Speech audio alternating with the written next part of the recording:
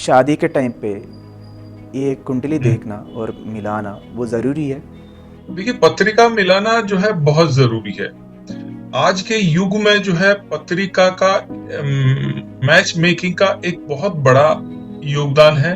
अगर हम उसको फॉलो करते हैं तो फॉलो करेंगे तो कम से कम मैं इस चीज की गारंटी दे सकता हूं कि 60-70% जो डिवोर्स होते हैं वो बच जाएंगे। ऐसा नहीं कि पत्रिका मिलाने के बाद जो है डिवोर्स नहीं होते हैं। अब इसमें हमें बहुत सारे पहलू जो है पत्रिका में देखने होते हैं। मोस्टली होता क्या है कि गुण जो है बहुत लोग मिला लेते हैं। भाई राशि देख लिया, दूसरे की राशि देख लिया, नक्षत्र देख लिया तो गुण मिलान इतने हो गए। ठीक है जी, 36 में से 28 गुण मिल गए या 30 गुण मिल गए, चलो जी आगे बढ़ते हैं। उसके बावजूद भी जो है बहुत सारे डिवोर्स होते हैं, ये पक्की बात है। और मैंने देखा है पर्सनल, जो मैं एनालाइज करता हूँ पत्रिका, लोग मेरे पास आते हैं, बात होती है हमारी, तो बोलते हैं हमने तो कुंडली मिलाई थी, हमारे पंडित जी हैं गांव वाले, उन्होंने पत्रिका मिलाई थी, उसके बाद भी जो है डिवोर्स हो गया। ऐसी क्या स्थिति रही? अगर पत्रिका मिलाने के बाद भी जो है डिवोर्स हो गया तो फिर पत्रिका मिलाने का क्या मतलब है? कुंडली मिलान का क्या महत्व है? कोई महत्व जो है रह नहीं जाता है। तो पत्रिका की शुरुआत देखिए जब हम करते हैं तो सबसे पहले बहुत सारे पहलुओं पर जो है नजर डालते हैं, क्योंकि सप्तम भाव जो है, 7th हाउस जो है, जिसको हम विवाह स्थान बोलते हैं, चाहे वो लड़की की पत्रिका हो चाहे वो लड़के की पत्रिका हो। मान लीजिए अगर वो लड़के की पत्रिका है, किसी मेल की कुंडली है, तो 7th हाउस पर उसमें नजर जो है हम डालेंगे। 7th हाउस का जो कारक है शुक्र, हमें पहले उसकी स्थिति जो है देखनी होती है कि शुक्र कहाँ बैठा है, क्योंकि शुक्र ही हमें जो है सुख प्रदान करता है। ग्रस्त जीवन का जो सुख हम भोगते हैं, भोग विलास के कारक हैं, जो हमारा वैवाहिक जीवन जिस पर टिका होता है, वो जो है शुक्र उसमें अहम भूमिका जो है निभाता है, जिसके कारण हमारा वंश आगे बढ़ता है, हमारा परिवार जो है आगे बढ़ता है। तो शुक्र की स्थिति हमें जो है बहुत ज्यादा जो है देख लेनी चाहिए कि शुक्र कहाँ मौजूद है। शुक्र कहीं पाप प्रभाव में तो नहीं है, शुक्र की युति कहीं मंगल के साथ तो नहीं है, कहीं शुक्र नीच के तो नहीं है, मंगल के साथ तो नहीं बैठे, शुक्र कहीं सूर्य के साथ तो नहीं बैठे, अस्त होकर बैठे हैं। अक्सर मैंने देखा है सूर्य और शुक्र की युति में भी जो है, क्योंकि सूर्य के पास कोई भी ग्रह जाता है तो सूर्य उसकी एनर्जी को जो है, अपनी एनर्जी से जो है उसको, उसकी डिग्री को जो है उसको खत्म कर देता है, उसके प्रभाव को जो है, वो ग्रह अस्त हो जाता है। अब सूर्य और शुक्र अक्सर पत्रिकाओं में देखें तो शुक्र जहां अस्त है तो वहां पर भी पिछले दौरान मेरे पास 1-2 कुंडलियां आई अभी हफ्ते 10 दिन के अंदर, तो सूर्य शुक्र की युति थी। एक सज्जन मेरे पास आए तो ऑलरेडी उनके 2 डिवोर्स हो चुके थे, तो वहां पर मैंने पाया कि सूर्य और शुक्र की युति है। शुक्र जो है वहां पर अस्त होकर बैठे हुए हैं। वृश्चिक लगन की पत्रिका थी, उनकी जो है सूर्य शुक्र की वहां पर युति जो है बनी हुई थी। तो कह रहे थे क्या कारण है कि तीसरा विवाह भी जो है टिक पाएगा या नहीं टिक पाएगा। तो मैंने उनसे एक ही सजेशन दिया, देखिए कि शनि की दशा जो है उनके ऊपर चल रही थी, शनि की महादशा, और जो कि अभी खत्म होने वाली है लगभग।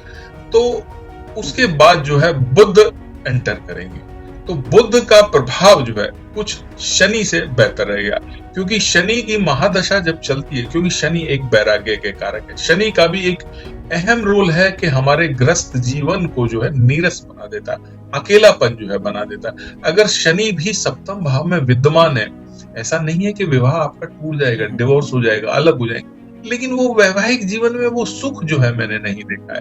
2 लोग एक साथ रहते तो जरूर है, लेकिन उनमें अंडरस्टैंडिंग नहीं होती है, ऐसी कोई आपस में ट्यूनिंग नहीं होती है, ऐसा कोई मधुर संबंध नहीं होता है जैसा पति पत्नी में अक्सर होना चाहिए शनि की स्थिति में मैंने देखा है। अब वहां पर राहु केतु का भी प्रभाव आ जाए तो फिर तय है कि कहीं ना कहीं फिर डिवोर्स के योग बन जाएंगे। शनि और केतु आ जाए सप्तम भाव में, या शनि और राहु लगन से सप्तम को जो है देख लें। अगर मंगल का भी प्रभाव है, मांगलिक भी है, देखिए मांगलिक का भी एक अहम रोल है, मांगलिक भी जो है एक अहम भूमिका निभाता है डिवोर्स होने में। अगर मांगलिक मिथुन लगन का मांगलिक है या कन्या लगन का मांगलिक है। ये 2 लगन ऐसे हैं कि यहाँ पर षष्ठेश और अष्टमेश जो है मंगल बनते हैं।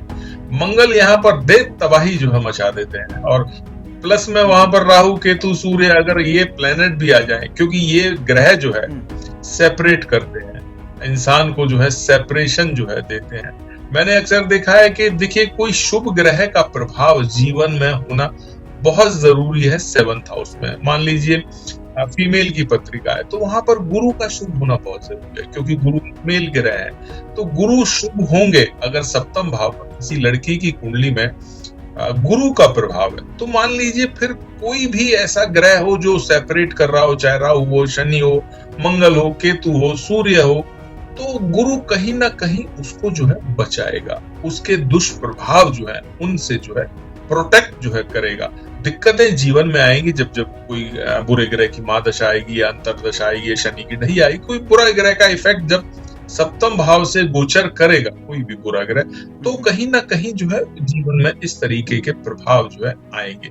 लेकिन गुरु शुभ है तो मैंने ज्यादातर देखा है ग्रस्त जीवन जो है संभल जाता है, मैच्योरिटी आ जाती है और एडजस्ट कर लेते हैं। देखिए विवाह का मतलब ही एडजस्टमेंट है, क्योंकि जहां 2 व्यक्ति जो है मिलेंगे, आप समझिए मेरी बात को, कि 2 पर्सन है, एक डिफरेंट बैकग्राउंड से आया है, उसकी डिफरेंट तरीके से परवरिश हुई है, एक दूसरे बैकग्राउंड से आया है, उसकी परवरिश अलग हुई है, उसको अलग माहौल मिला है, उसने अलग तालीम हासिल की है।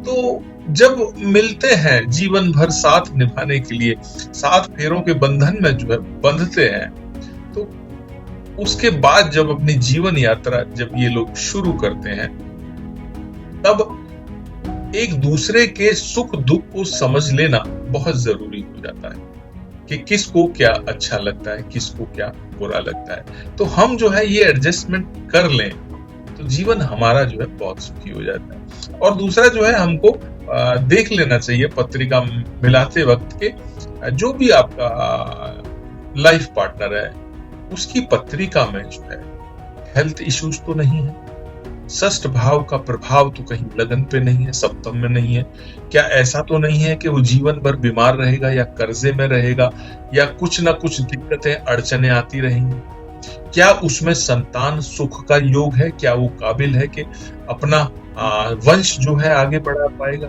तो 5th भाव को जो है 5th हाउस को देखना भी बहुत जरूरी होता है, क्योंकि विवाह हो गया, मैंने अक्सर देखा है कि 5th भाव बहुत स्ट्रॉन्ग कमजोर है, वीक है, बुरे ग्रहों का प्रभाव है, पाप कर्तरी योग है, तो दिक्कतें संतान में आती हैं, बच्चा नहीं हो पा रहा है, फिर एडॉप्टेशन की तरफ बढ़ते हैं और सारे चीजों की तरफ जो है हम आगे बढ़ते हैं। तो वो भी बहुत जरूरी है आज के युग में जो है देख लेना कि आपका संतान सुख है, हेल्थ है, आपकी फाइनेंशियल पोजीशन कैसी जो है रहेगी, लड़के के कहीं एक्स्ट्रा मैरिटल अफेयर तो नहीं रहेंगे बाद में, कोई ऐसा उसमें योग तो नहीं बना हुआ कहीं जो है कैरेक्टर जो है, चरित्र जो है दाएं बाएं जो है उसका होगा, तो वो भी एक बहुत अहम भूमिका जो है निभाता है। इस पर जो है मैं बहुत सारे पहलुओं को जो है देखना चाहिए, ना कि सिर्फ हमने गुण मिला दिए जी हो गया जी पत्रिका का मेल मिलान,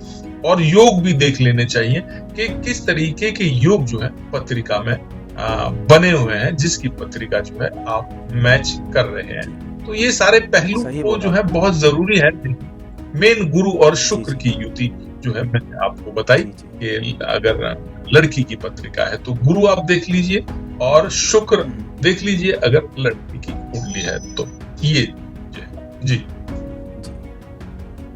मतलब सिर्फ गुण देखने से नहीं होती, और सब कुछ हमें आगे पीछे सब कुछ देखना है। हाँ, और हाँ, उनकी सब कुछ फ्यूचर कैसे रहेंगे, संतान भाग्य है कि नहीं, संतान है।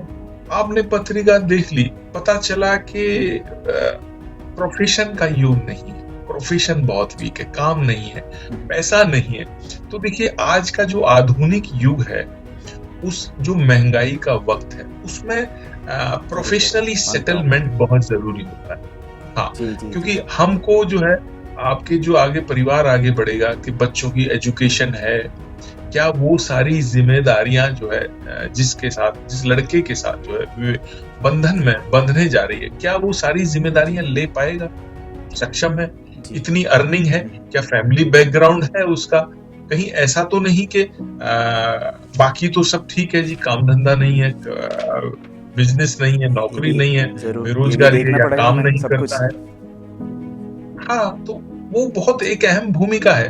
तो आप क्या करेंगे उस अच्छाई का जो है, आप उस हेल्थ का भी जो है, आप अच्छे जो है संस्कार, चलो मैं मान लेता हूँ, लेकिन एक फाइनेंशियल स्टेटस भी तो आज की युग में जो है बहुत जरूरी है कि अगले के पास अपना घर है, आपकी जो है पुत्री है, उसको जो है वो कहाँ रखेगा, किस तरीके की उसको सुविधाएं जो है मिलेंगी, वो सुखी रहेगी।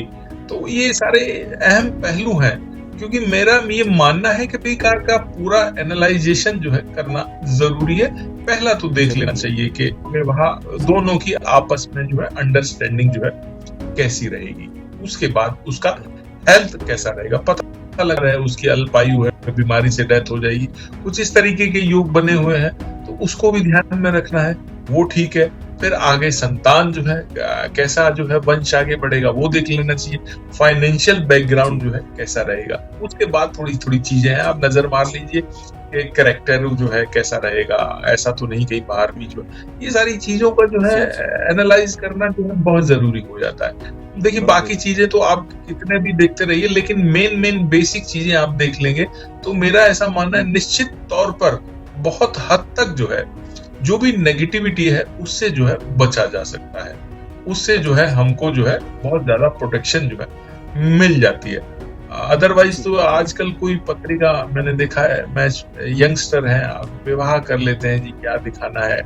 आपने देखा है अक्सर, अभी भी मेरे पास एक केस आई, मैं देख रहा था, 5-6 साल विवाह को हो गए हैं, सब बढ़िया है, सब ठीक चल रहा है, यंग है और दोनों अपनी अपनी लाइफ में बिजी हैं, और लड़की भी बहुत अच्छा कमाती है, लड़का भी बहुत अच्छा कमाता है, अपना बिजनेस है, लेकिन जो है वो अंडरस्टैंडिंग नहीं है। पता चला जी लास्ट मोमेंट पे आके अब डिसाइड किया कि हम एक दूसरे के लिए नहीं बने हैं, शायद हमारे रास्ते अलग है या हमारी मंजिलें अलग है। तो मेरा ऐसा मानना है कि 5-6 साल लगे आपको विवाह के बाद जो है हम एक दूसरे के लिए नहीं बने, समझने के लिए तो इस तरीके की मुझे बचकानी हरकतें जो है लगती है। मतलब विवाह को जो है लोग जो है आजकल के यंगस्टर जो है एक मजाक जो है बना दिया है, मजाक बना के अक्सर अभी एक सही है। हाँ, एक केस में स्टडी कर रहा था, मेरे एक मित्र हैं, तो उनके जो है अच्छे मित्र हैं मेरे, तो उनके सपुत्र हैं, तो वो जो है लिविंग रिलेशन के लिए कह रहे हैं।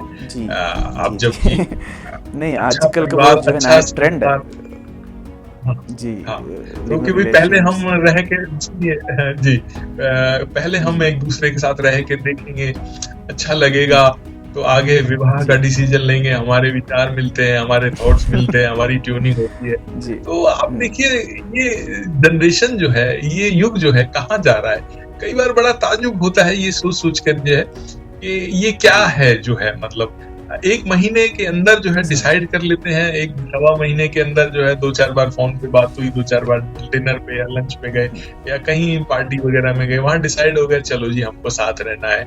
फिर डिसीजन लेते हैं चलो जी लिविंग रिलेशन में रहकर देखते हैं साल 6 महीने, उसके बाद सोचेंगे। तो मतलब अब ये दौर जो है आ गया है, फिर नहीं बनेगी, फिर अलग हो जाएंगे, फिर रास्ते अलग अलग हो जाएंगे। तो मतलब एक अजीब से हम जो है अपने संस्कारों को, अपने भौतिक मूल्यों को जो है भूल कर कहीं और जो है बढ़ते जा रहे हैं। तो ठीक है, अब क्या कह सकते हैं, अपनी एक सोच है, एक जो यंगस्टर है उनकी आजकल का सोच और आपका हमारा परिवार, मतलब आगे का जनरेशन का जो है थोड़ा बहुत चेंजेस हो रहा है। लेकिन हम इतना तो मानते हैं कि कुंडली तो मैच होना ही है, राइट।